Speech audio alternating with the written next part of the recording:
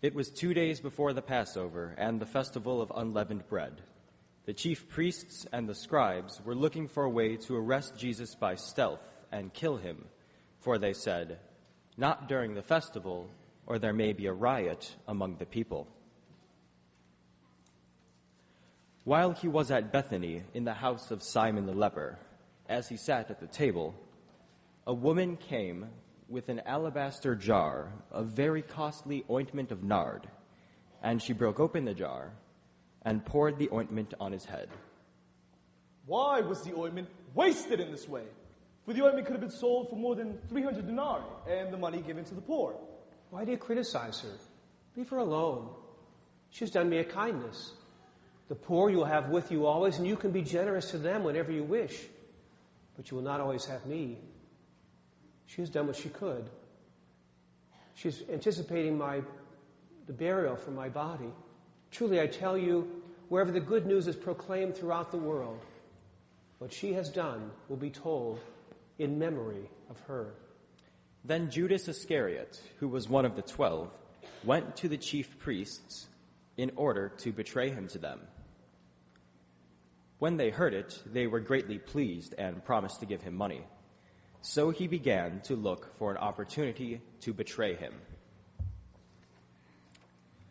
On the first day of unleavened bread, when the Passover lamb is sacrificed, his disciples said to him, "Where do you want us to make the preparations for you to eat the Passover?"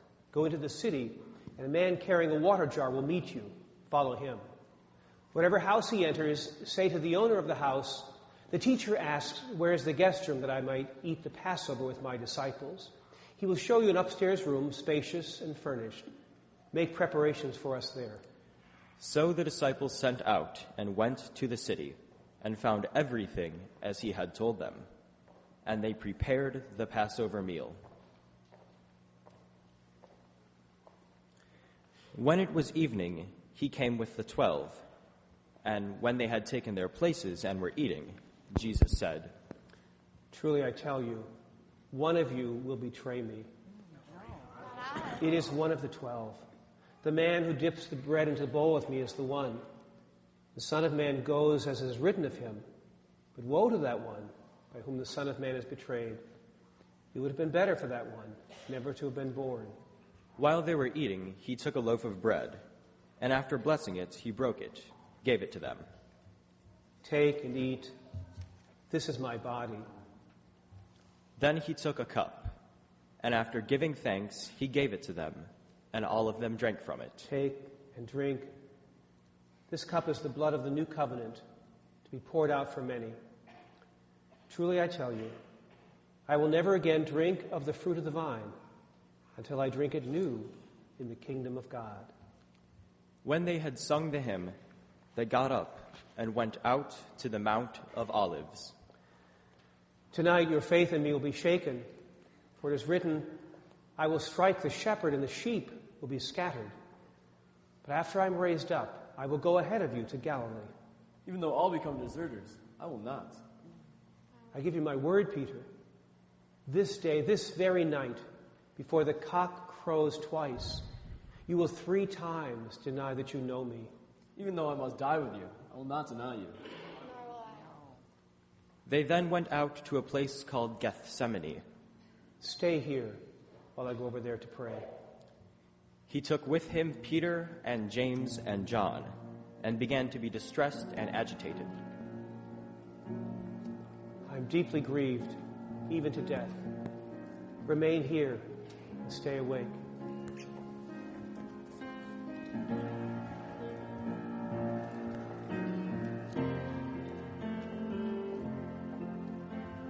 Stay with me, remain here with me, watch and pray, watch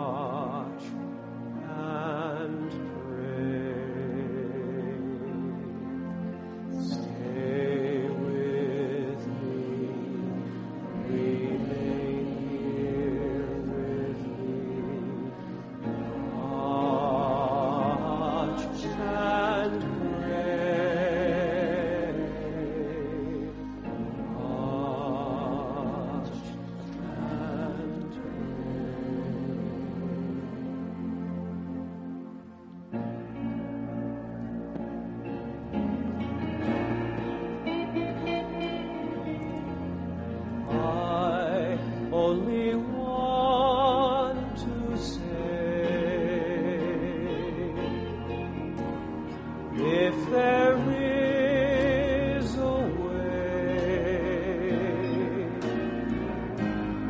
take this cup away from me, for I don't want to taste its poison, feel it burn me.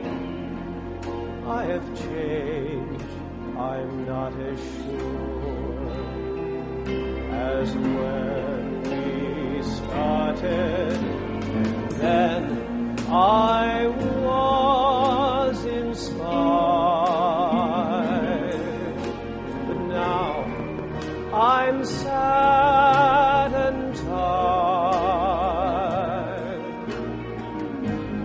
Listen, surely I've exceeded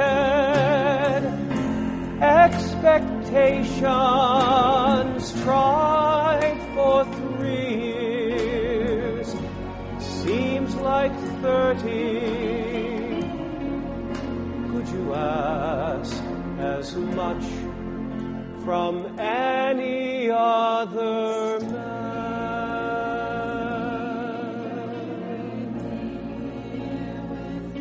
He returned and found them sleeping. Simon, are you asleep? Could you not keep awake even 1 hour? Keep awake and pray that you may not come into the time of trial.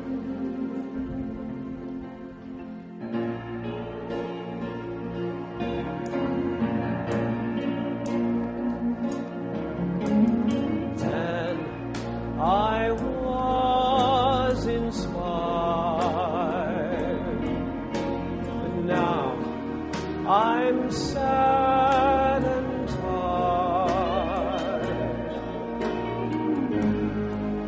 After all, I've tried for 3 years, seems like 90. Why then am I scared to finish what I started? What you started, I didn't start it. God, thy will is hard, but you hold every card.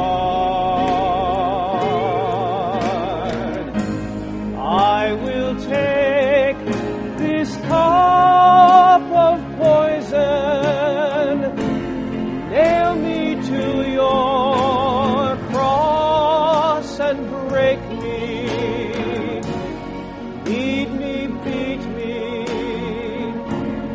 kill me, take me now, before I change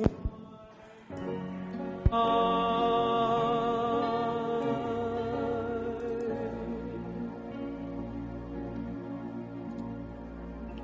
Once more he returned and found them sleeping, for their eyes were very heavy, and they did not know what to say to him. He returned a 3rd time and said to them, Still sleeping and taking your rest? Enough. The hour has come. The Son of Man is to be handed over to sinners. Get up, let us be going. See, my betrayer is at hand. Immediately, while he was still speaking, Judas, one of the 12, arrived, and with him there was a crowd armed with swords and clubs from the chief priests, the scribes, and the elders. Now the betrayer had given them a sign. The one I will kiss is the man. Arrest him and lead him away under guard. Rabbi, Then they laid hands on him and arrested him. But one of those who stood near drew his sword and struck the slave of the high priest, cutting off her ear. Have you come out armed with swords and clubs as if I were a bandit? Day after day I sat teaching in the temple, but you did not lay a hand on me. But let the scriptures be fulfilled. All of them deserted him and fled. A certain young man was following him, wearing nothing but a linen cloth. They caught hold of him, but he left the linen cloth and ran off naked. They then took Jesus to the high priest, and all the chief priests, the elders, and the scribes were assembled. Peter had followed him at a distance, right into the courtyard of the high priest, and he was sitting with the guards, warming himself at the fire. Now the chief priests and the whole council were looking for testimony against Jesus to put him to death, but they found none. For many gave false testimony against him, and their testimony did not agree. Some stood up and gave false testimony against him. We heard him say, "I will destroy this temple made by hand, and in 3 days build a new one not made by hand." But even on this point their testimony did not agree. Then the high priest stood up before him. Have you no answer? What is it that they testify against you? Are you the Messiah, the Son of the Blessed One? You say so. And I say to you, you will see the Son of Man seated at the right hand of the power and coming with the clouds of heaven. And at that the high priest tore his garments. Why do we still need witnesses? We have heard his blasphemy. What is your decision? He deserves death. Some began to spit on him, to blindfold him, and to strike him, saying to him, Prophesy. The guards also took him over and beat him. While Peter was below in the courtyard, one of the servant girls of the high priest came by. When she saw Peter warming himself, she stared at him. You also were with Jesus, the man from Nazareth. I do not know or understand what you're talking about. And he went out into the forecourt. Then the cock crowed. And the servant girl, on seeing him, began again to say to the bystanders, This man is one of them. No, I'm not. Then after a little while the bystanders again said to Peter, Certainly you are one of them. For you are a Galilean. I swear I do not know this man you're talking about. And at that moment the cock crowed for the second time. Then Peter remembered what Jesus had said to him, Before the cock crows twice, you will deny me 3 times. And he broke down and wept. As soon as it was morning, the chief priests held a consultation with the elders and scribes and the whole council. They bound Jesus, led him away, and handed him over to Pilate. Are you the king of the Jews? As you say. Then the chief priests accused him of many things. Have you no answer? See how many charges they bring against you. But Jesus made no further reply, so that Pilate was amazed. Now at the festival, he used to release a prisoner for them, anyone for whom they asked. Now a man called Barabbas was in prison with the rebels who had committed murder during the insurrection. So the crowd came and began to ask Pilate to do for them according to his custom. Would you have me to release for you the king of the Jews? For he realized that it was out of jealousy that the chief priests had handed him over. But the chief priests stirred up the crowd to have him release Barabbas for them instead. Then what would you have me do with this man who you call the king of the Jews? Let him be crucified! Crucify! Why? What evil has he done? Crucify! Crucify him! So Pilate, wishing to satisfy the crowd, released Barabbas for them. And after flogging Jesus, he handed him over to be crucified. Then the soldiers led him into the courtyard of the palace, and they called together the whole cohort. And they clothed him in a purple cloak. And after twisting some thorns into a crown, they put it on him. And they began saluting him. Hail, King of the Jews! They struck his head with a reed, spat upon him, and knelt down in homage to him. After mocking him, they stripped him of his purple cloak and put his own clothes back on him.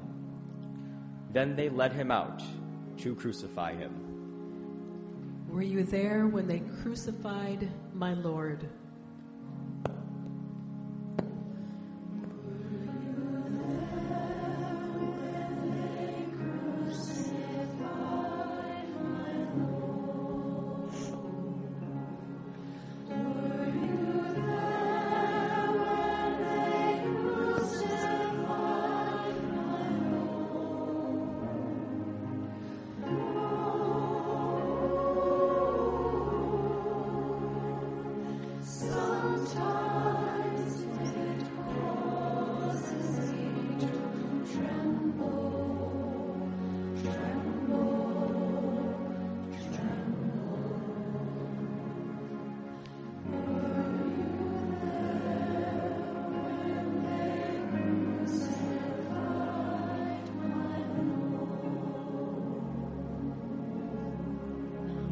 Then they compelled a passerby who was coming in from the country to carry his cross. It was Simon of Cyrene, the father of Alexander and Rufus. Were you there when they nailed him to the tree?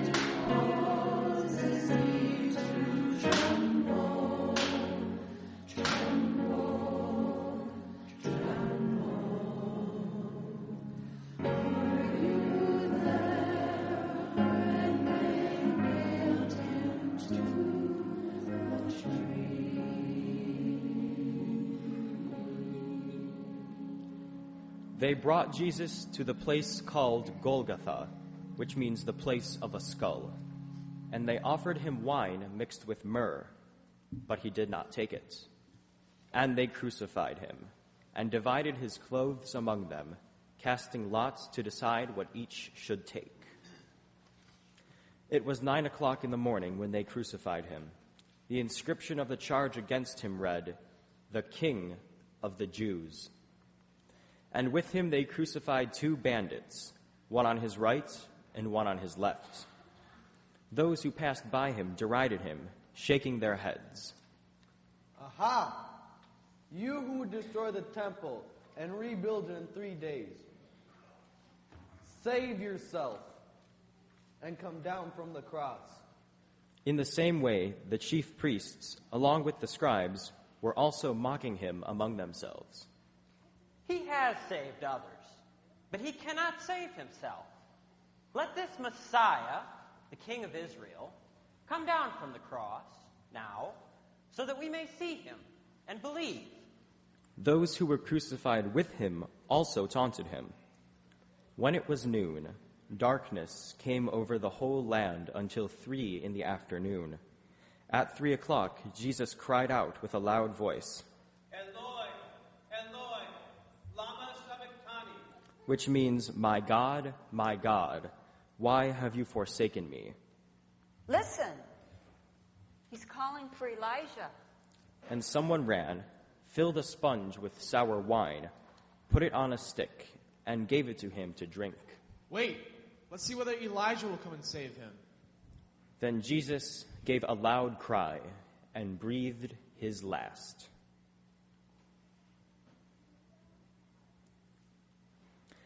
And the curtain of the temple was torn in 2, from top to bottom. Now when the centurion, who stood facing him, saw that in this way he had breathed his last, he said, Truly, this man was God's son. There were also women looking on from a distance. Among them were Mary Magdalene, and Mary the mother of James the Younger, and of Joseph and Salome.